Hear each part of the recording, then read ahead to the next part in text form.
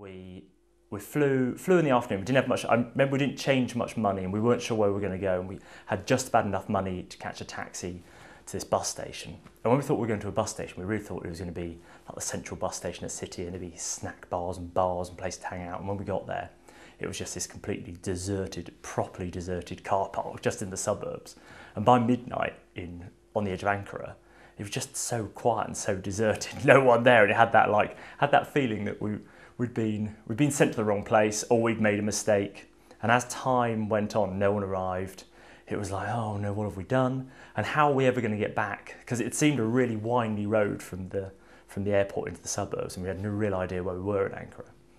And we sat there, and all those worries of how we're going to make the film, how we're going to talk to them, they all speak Russian, or do they speak Russian, they're Ukrainian, had all faded away. And all we worried about now was how we were going to get back to the airport, and could we change our flights? And then they arrived at last. We could hear this really loud diesel engine, and we weren't sure how they were arriving, in cars, in a bus, in a truck. Suddenly this bus pulled in. It was like a teen bus, and they all spilled out. They were dead friendly, a lot younger than I thought they were going to be. Welcomed us on, we jumped in, and then we were off. And still we didn't know where we were going. And it became obvious quite early on that they spoke Russian, and one or two of them spoke English to a degree, but there was generally a sense that everyone was going to be speaking Russian most of the time. And it was that thing where before we went, I'd emailed Alexander, who was in charge, who was the expedition leader, and he would tell me what's going on because we'd be communicating by email. But the second you're there, you're just one of the team members, and he's making the plan, and he'll tell you if you're part of that plan, otherwise you just keep moving on with the expedition.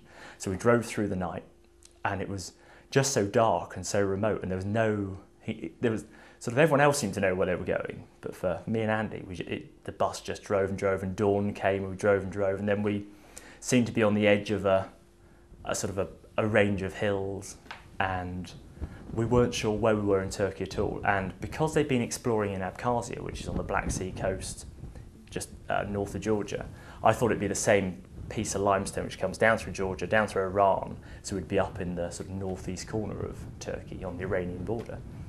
And so that's where we presume we were. So turn up at these hills. It's very remote, it's very eastern Turkey. And we eventually get to a village called Upanor, which it's not where the road ends, but by that stage the road's just become a gravel track, and it's a very small village, and it's the point where a track leads into the mountains to where we were going to have our base camp. But at this stage still, we knew nothing. We were literally sort of every 5 minutes being told the next part of the plan, what we were going to do, where we were going to move on to. So we unloaded the bus, stored it all in the local school that night, and went and camped in a meadow just on the outskirts of the village. And I really remember that the sense of that remoteness, where this valley, the valley we were camping in, it sort of stretched on into the mountains, into this sort of land of even more hills and more remoteness. And I was like, where are we? And it was like a brilliant feeling where sometimes you have to travel to the Himalayas or quite a long way out the Karakoram to get that real sense of being a long way from home. And here it was in Europe, on just the edge of Europe, this like super remote place. And they were dead friendly, and they involved us in everything they did. And soon it became clear that a few of them could speak a little bit of English, and they were very friendly, and they wanted us to join in and be part of it. And we were there to make a film, but they were sort of totally set on the idea of involving us to make the best film they could, which was brilliant. It's just what you want. So we get up the next morning at sort of 4 or 5 in the morning. It's midsummer, so it was middle of the summer, so it's very bright quite early on. But it's just that feeling of, where are we going? What are we going to do? Why do we have to get up so early? Because every expedition I've been on with like European cavers, you might go to a very deep cave, but you'd base your base camp near a village, so it'd be easy to sort of resupply, and there'd be local bars and restaurants for days off. And then you might have another camp at the cave entrance. But here we were with properly tons of equipment, and we were going to move. We weren't told where. In the morning, we got the stuff out of the schoolhouse, and it became clear quite quickly it was being made up into loads. So something was coming. We weren't going to be travelling by bus anymore. We were definitely going into the mountains. And so you got to picture the massif just sits right behind the school. So and it's a sort of big rock wall, so it's hard to know how we're going to get through there. And within an hour, by dawn, like it seemed that every mule in the entire valley had been brought to the school to carry the stuff up the mountain. There must have been 30 or 40 mules.